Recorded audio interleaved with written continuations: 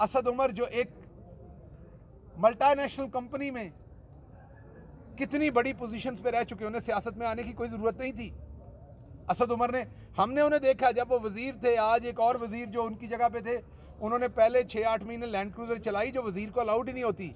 आप कह रहे हैं मैं वापस कर रहा हूँ, तो भाई 8 महीने किस चक्कर में आपने इस्तेमाल की? असद उमर तब भी अक्सर औकात अपनी गाड़ी खुद चला के फिर रहे होते थे इस्लामाबाद में। एक ऐसा शख्स जिसे कभी ज़रूरत नहीं थी सियासत करने की, लेकिन आज उसे जिंदान के अंदर फेंका हुआ है। ठीक है, उन्होंने खुद गिरफ्तारी दी है, लेकिन जेल मैनुअल के हिसाब से उनके हकूक हैं, वो तो दें, उन्हें दवाई तो दें, उनके घर वालों से उन्हें मिलने तो दें, आप उन्हें किसी जज के सामने पेश तो करें।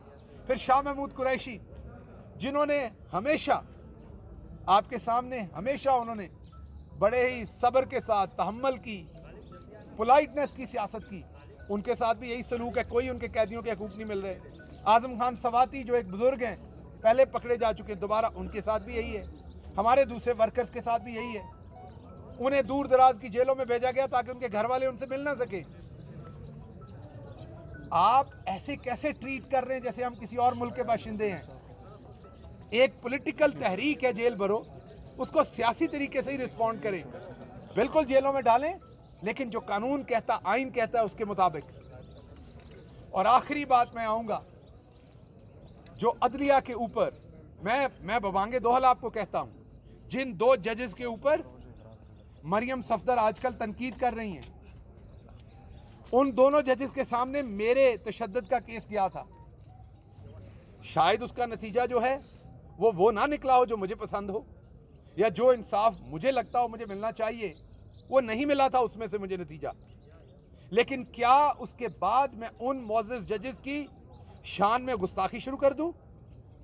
उनकी इंटेग्रिटी पे सवाल खड़े करना शुरू कर दूं? मैं उनकी तौहीन का मुर्तकिब हो जाऊं? बिल्कुल नहीं, क्योंकि पाकिस्तान का आइन मुझे इस चीज़ की इजाज़त नहीं देता। जंगल में जानवरों के भी कुछ असूल होते हैं, वहां भी कुछ कायदे होते हैं। ये माशरा एक आइन पे चल रहा है, मादर पेदर आज़ाद नहीं छोड़ा जा सकता। लेकिन मरियम सफदर को ये हक किसने दिया कि उन मोअज़्ज़िज़ जजेस की तस्वीरें चलाएं, उनकी इंटेग्रिटी पे हमला करें, कहें कि वो लोगों से मिले हुए हैं, वो कहें कि उन्होंने जाली फैसले दिए, उन्होंने झूठे फैसले दिए, बददियानती पे मबनी फैसले दिए? इससे ज़्यादा वो क्या गाली गलौज कर सकती हैं? इमरान खान ने तो एक गैर दानिस्ता, एक उनके मुंह से बात निकली थी तो बात कहां तक गई थी, लेकिन मरियम सफदर को कोई पूछने वाला नहीं है। अगर तो वो शहजादी हैं इस मुल्क की और बादशाह की बेटी हैं तो डिक्लेयर कीजिए, ताकि फिर हम उनके सामने झुक के उनकी अताअत करें, फिर हम बैत करें उनके हाथ के ऊपर, हम अपनी एलिजेंस दें शहजादी साहबा को, जिसने पाकिस्तान में रहना है। क्योंकि जो किंग होता है उसको तो आपने अपनी एलिजेंस पेश करनी है पूरी दुनिया में जो रवाज है। तो या तो नवाज शरीफ को किंग डिक्लेयर करें, मरियम साहबा को शहजादी उनकी डिक्लेयर करें, ताकि फिर ये हो कि उनके वो आइन और कानून से मुबर्रा है। लेकिन अगर नहीं तो मरियम सफदर के ऊपर फौरी तौर पर कार्रवाई शुरू होनी चाहिए।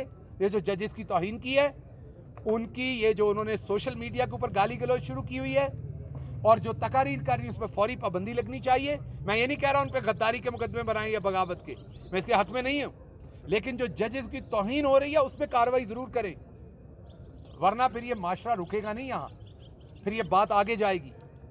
बहरहाल मैं दोबारा रिपीट करूँगा, हम अदलिया के साथ खड़े हैं। ये दोनों जजेस जिनके ऊपर तबर्रा मला जा रहा है, मैंने आपको खुद बताया कि मेरा अपना एक केस है जिसमें शायद मुझे वो आउटकम नहीं मिला जो मैं चाहता था, लेकिन उसके बावजूद सबको पता है कि इनकी इंटेग्रिटी इम्पेक्केबल है।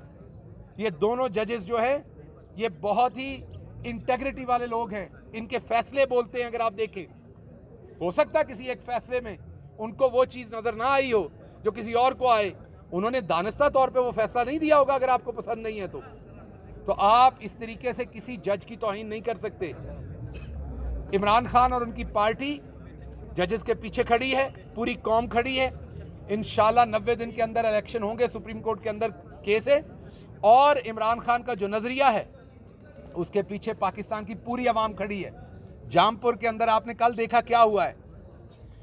यकीन करें वहाँ पर जो मजालम हो रहे थे, जिस तरीके से वहाँ पर पर्चे हो रहे थे, जिस तरीके से हमारे लीडरान के घरों को आग लगा दी गई, ये आपने पहले नहीं देखा। फिल्मों में देखा होगा, पाकिस्तान में देखा नहीं होगा कि जो इलेक्शन लड़ रहा हो उसके घर को आग लगा दे। हमारे लीडरान के घरों को आग लगा दी गई, पर्चे किए गए, ट्रांसपोर्ट बंद की गई, हर बदतरीन कोशिश की गई धांधली करने की।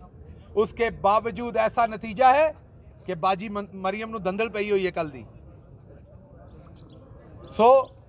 बात यह है कि आप जब तक आवाम की मंगों के ऊपर नहीं आएंगे, 90 दिन के अंदर इलेक्शन नहीं कराएंगे, ऐसे ही डबल मार्जिन के साथ आवाम आपको पीछे करती जाएगी और पाकिस्तान तहरीक इंसाफ को जिताती जाएगी। जामपुर के लोगों को सलाम। मैं खान साहब से रिक्वेस्ट करूंगा कि वहां पर जो चीदा वर्कर थे जामपुर में, जिन्होंने सबसे ज्यादा काम किया आगे बढ़ के, उनको इंशाल्लाह खान साहब बुलाएंगे। खान साहब उनके साथ मीटिंग करेंगे ताकि उनको पर्सनली थपकी दें, ताकि दूसरे हलकों में लोगों को पता लगे कि खड़े होकर अपनी पार्टी के लिए कैसे लड़ते हैं। यहाँ सूरी साहब खड़े, मैं इनसे भी गुजारिश करूंगा, अभी अगले इलेक्शन में जब पार्टी टिकटों का ये फैसला करें, एक तो हमारे यूथ विंग, हमारे ISF के विंग, हमारी खवातीन, उनको खुसूसी तौर पर नजर में रखा जाए कि उनको भी टिकटें देनी है हमने। और मुझे पता है, मैं बात करूंगा। और वुकला जिन्होंने पिछले 8 महीने में सबसे आगे बढ़ के दिफा किया है पाकिस्तान तहरीक इंसाफ का, नहीं पाकिस्तान के आइन का, पाकिस्तान की आवाम का, अब उनको भी मैदान में उतारने का मौका है।